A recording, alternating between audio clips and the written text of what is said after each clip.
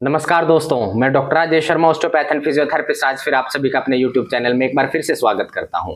तो दोस्तों, आज की इस वीडियो में हम एक बहुत ही common topic tail bone pain के बारे में डिस्कस करने जा रहे हैं। टेल बोन पेन को हम कई नामों से जानते हैं, जैसे कि कोक्सीगोडाइनिया, कॉक्सीडाइनिया या फिर कोक्साल्जिया। ये सब एक ही टर्मिनोलॉजी है और सब हमारी टेल बोन पेन से रिलेटेड है। तो दोस्तों, टेल बोन पेन एक ऐसा पेन है जो हमें रीढ़ की हड्डी के बिल्कुल निचले हिस्से में दोनों बटक्स के बीच में फील होता है। तो दोस्तों, जब हम बैठते हैं, हम हार्ड सरफेस पे बैठते हैं, बहुत ज्यादा देर तक बैठे रहते हैं या फिर बैठ के खड़े होके एकदम से चलते हैं, तो हमें कोक्सीगोडाइनिया या फिर टेल बोन पेन का बहुत ही सीवियर पेन दोनों बटक्स के बीच में फील होता है। तो दोस्तों, हमारी रीढ़ की हड्डी 7 cervical vertebra, 12 thoracic vertebra, 5 lumbar vertebra, 5 sacral vertebra और 3 से 5 कोक्सीजियल सेगमेंट से बनी होती है। तो दोस्तों, कोकिक्स हमारा रीढ़ की हड्डी का बिल्कुल नीचे का पार्ट होता है। तो दोस्तों, कोकिक्स हमारी 3 से 5 सेगमेंट से मिलके बनी होती है और ये सैक्रम के साथ फाइब्रस जॉइंट या फिर साइनोवियल जॉइंट बनाती है।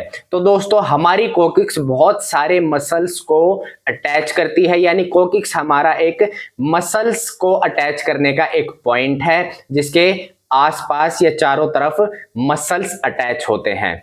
इसके साथ साथ इस पे बहुत सारे लिगामेंट्स भी अटैच होते हैं। तो दोस्तों, कोकिक्स का हमारा सैक्रम के साथ जो जॉइंट बनता है वो बहुत मजबूत नहीं होता है, वो बहुत ही वीक होता है। कोई छोटा सा ट्रोमा, कोई माइक्रो ट्रोमा भी इस जॉइंट को डिसलोकेट कर सकता है, सबलक्सेट कर सकता है या फिर ये जॉइंट टूट भी सकता है। तो दोस्तों, टेल बोन पेन हमारा ओबीज पेशेंट्स के अंदर, यानी जो मोटे हैं उनके अंदर कोक्सीगोडाइनिया यानी टेल बोन पेन मिलने के चांसेस बहुत ही ज्यादा होते हैं, क्योंकि दोस्तों उनकी बॉडी का वेट इतना ज्यादा होता है कि जब वो बैठते हैं तो उनका पूरा का पूरा वेट कोकिक्स के ऊपर ट्रांसफर होना शुरू हो जाता है, जिसकी वजह से कोकिक्स पोस्टीरियरली डिसलोकेट होने के चांसेस, पोस्टीरियरली सबलक्सेट होने के चांसेस बहुत ही ज्यादा है। या फिर जो लोग एकदम से वेट रिड्यूस कर देते हैं, एकदम से वेट रिड्यूस कम करने की वजह से उनके बटक्स का जो मास होता है, बटक्स का जो मस्कुलर मास होता है, वो कम हो जाने की वजह से जब वो सीटिंग करते हैं तो हमारी कोकिक्स के ऊपर बहुत ज्यादा प्रेशर आने की वजह से, बहुत ज्यादा दबाव आने की वजह से हमारी कोकिक्स एंटीरियरली डिसलोकेट या फिर एंटीरियरली सबलक्सेट, एंटीरियरली हमारी बैंड होने के चांसेस बहुत ज्यादा हो जाते हैं। इसके साथ साथ हमारे कोकिक्स पेन के 3 तरह के मेन रीजन हमें देखने को मिलते हैं। एक है हमारा पोस्ट ट्रोमेटिक, एक है हमारा नॉन ट्रोमेटिक और एक है हमारा इडियोपैथिक। पोस्ट ट्रोमेटिक हमारा जब हमें किसी तरीके का ट्रोमा डायरेक्ट कोकिक्स बोन के ऊपर हो जाता है तो उसकी वजह से हमारी कोकिक्स बोन के अंदर फ्रैक्चर हो जाता है या फिर वो डिसलोकेट हो जाती है। जब हम मोटरसाइकिल चलाते हैं या फिर ऑटो रिक्शा के अंदर बैठ के सफर करते हैं, बसेस के अंदर बैठ के सफर करते हैं, तो जब कोई गड्ढा आने की वजह से हम बाइक पे, ऑटो रिक्शा में या फिर बस में एकदम से जंप करते हैं और एकदम से जाके अपने बटक्स पे लैंड करते हैं, तो उसकी वजह से हमारी कोकिक्स के अंदर इंजरी हो जाती है। कई बार हमारा कोकिक्स के अंदर फ्रैक्चर हो जाता है, हमारी कोकिक्स डिसलोकेट हो जाती है, सबलक्सेट हो जाती है, जिसकी वजह से हमें कोकिक्स का पेन होना स्टार्ट हो जाता है। नॉन ट्रोमेटिक कॉजेज के अंदर हमारा डीजनरेटिव डिस्क डिजीज एक बहुत ही मेजर कॉज है। तो जब हमारी डिस्क डीजनरेट करती हैं, उसकी वजह से हमारी स्पाइन की बायोमैकेनिक्स चेंज होना शुरू हो जाती है, उसके साथ हमारी पेल्विस की यानी पेल्विक बोन्स की और सैक्रम की बायोमैकेनिक्स चेंज हो जाती है, और जब हम उस पर बैठते हैं तो हमारा कोकिक्स के ऊपर अननेसेसरी प्रेशर पड़ने की वजह से हमें कोक्सीगोडाइनिया या फिर टेल बोन पेन होना स्टार्ट हो जाता है। इडियोपैथिक रीजन्स में वो सारी चीजें आ जाती हैं जो पोस्ट ट्रोमेटिक या फिर नॉन ट्रोमेटिक कोजेस के अलावा होती हैं, जैसे कि कोई ऐसी बीमारी हो जाती है जिसकी वजह से हमारी एनल कैनाल या उसके आसपास के जितने भी हमारे मसल्स हैं वो स्पाजम में चले जाते हैं, जो हमारी कोकिक्स को आगे की तरफ पुल कर लेते हैं, जिसकी वजह से हमें कोक्सीगोडाइनिया या फिर टेल बोन पेन होना शुरू हो जाता है। दोस्तों अगर हम इसकी क्लिनिकल पिक्चर की बात करें या सिम्टोमेटोलॉजी की बात करें कि हमें कौन कौन से सिम्टम्स कोक्सीगोडाइनिया के अंदर देखने को मिलते हैं, तो इसमें सबसे मेजर सिम्टम्स, जो सबसे बड़ी प्रॉब्लम हमें देखने को मिलती है कि जब हम हार्ड सरफेस के ऊपर बैठते हैं या फिर बहुत ज्यादा देर तक बैठ के उठ के चलते हैं, तो हमें कोकिक्स के अंदर या टेल बोन के अंदर बहुत ही सीवियर पेन होना शुरू हो जाता है। तो दोस्तों इसमें हमारी सीटिंग बहुत डिफिकल्ट हो जाती है। जब भी हम बैठते हैं तो हम एक बटक को ऊपर की तरफ रेज करके बैठने की कोशिश करते हैं ताकि हमारा कोकिक्स के ऊपर अननेसेसरी प्रेशर ना पड़े। जब हम एक बटक को ऊपर की तरफ रेज करके बैठते हैं तो हमें कोक्सीगोडाइनिया या फिर टेल बोन पेन नहीं होता है, क्योंकि एक बटक रेज करने की वजह से हमारी कोकिक्स के ऊपर पड़ने वाला प्रेशर रिलीज हो जाता है और हमारी कोकिक्स के ऊपर पड़ने वाला एक्सेसिव स्ट्रेस वो रिलीव हो जाता है। तो इससे हमें टेल बोन पेन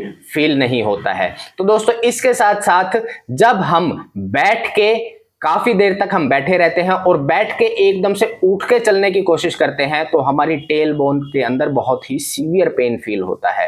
तो ये इसका भी रीजन यही है कि बहुत ज्यादा देर तक बैठे रहने की वजह से और हमारी कोकिक्स बोन के ऊपर बहुत ही एक्सेसिव स्ट्रेस पड़े रहने की वजह से, और जब हम एकदम से उठ के चलते हैं और वो जो प्रेशर कोकिक्स के ऊपर से रिलीव होता है तो हमारे लिगामेंट्स और आसपास के मसल्स के ऊपर जो स्ट्रेस पड़ा हुआ था वो रिलीज होने की वजह से हमें एकदम बहुत ही ज्यादा सीवियर पेन फील होता है।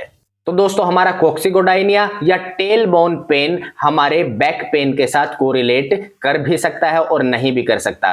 कहने का मतलब है कि कई बार जब हमें कमर का दर्द होता है तो उसके साथ हमें कोक्सीगोडाइनिया भी मिलने के चांसेस बहुत ज्यादा हो जाते हैं, कोक्सीगोडाइनिया होने के चांसेस बहुत ज्यादा हो जाते हैं। और कई बार जब हमें कोक्सीगोडाइनिया होता है, वो ट्रोमा की वजह से हो, वो माइक्रो ट्रोमा की वजह से हो, वो मैक्रो ट्रोमा की वजह से हो, तो उसकी वजह से हमें कमर दर्द होने के चांसेस बहुत ही ज्यादा हो जाते हैं।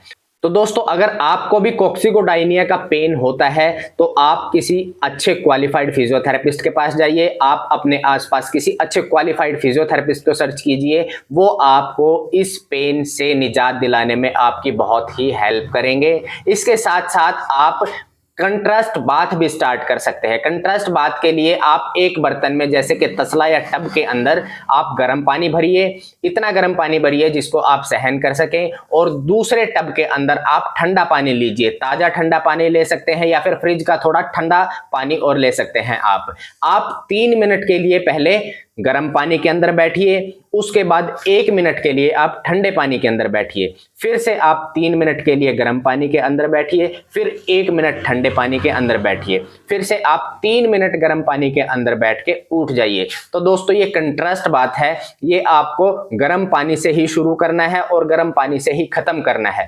3 बार आपको गर्म पानी में बैठना है और 2 बार आपको ठंडे पानी में बैठना है। दोस्तों ये एक बहुत ही पावरफुल रेमेडी है। कोक्सीगोडाइनिया पेशेंट्स के पेन को खत्म करने के लिए कंट्रास्ट बाथ बहुत ही हेल्पफुल होम रेमेडी है। अगर जो आप रूटीनली निभा के कंट्रास्ट बाथ भी करते रहेंगे तो हो सकता है कि आपको कोई अदर ट्रीटमेंट लेने की जरूरत ही ना पड़े। इसके साथ साथ आप फ्लिपकार्ट या अमेजन से सिटिंग कुशन भी मंगा सकते हैं। सिटिंग कुशन हमारे 2 तरीके के आते हैं। एक आता है हमारा ट्यूब के टाइप का, वो गोल ट्यूब के जैसी होती है जिसके अंदर हवा भर के और उसके ऊपर हम बैठते हैं। दूसरा होता है हमारा कुशन टाइप का, जैसे हमारे सोफे की गद्दी होती है, उसके अंदर कोकिक्स का सपोर्ट करने के लिए, बैठने के लिए उसके अंदर पीछे से एक कट होता है जिसके ऊपर हम बैठते हैं तो हमारी कोकिक्स के ऊपर स्ट्रेस नहीं आता है। तो दोस्तों आप अपनी अफोर्डेबिलिटी के अकॉर्डिंग, अपनी इकोनॉमिकल कंडीशन के अकॉर्डिंग जो भी आपको सुटेबल हो, चाहे रिंग कुशन है या फिर आपको सोफे जैसी सीटिंग वाला, सोफे जैसी गद्दी वाला जो कुशन आता है वो सुटेबल है, तो दोनों में से कुछ भी मंगवा सकते हैं। आपकी बहुत ज्यादा सीटिंग है तो आप अपना कुशन, जो सोफे की गद्दी जैसा कुशन आता है वो मंगवाइए, आप उस पे बैठिए। आपका सेडेंटरी लाइफस्टाइल है, आप ऑफिस में वर्क करने वाले हैं, आप आईटी सेक्टर में वर्क करने वाले हैं, आप लैपटॉप कंप्यूटर पे बहुत ज्यादा देर तक बैठे रहते हैं, तो आप सिटिंग कुशन जरूर मंगवाइए, सिटिंग कुशन का जरूर यूज कीजिए। तो दोस्तों आपको हमारे द्वारा दी गई जानकारी अगर पसंद आई तो हमारे चैनल को जरूर सब्सक्राइब कीजिए, हमारी वीडियो को ज्यादा से ज्यादा लाइक एंड शेयर कीजिए ताकि और भी लोग इस जानकारी का फायदा उठा सके। धन्यवाद।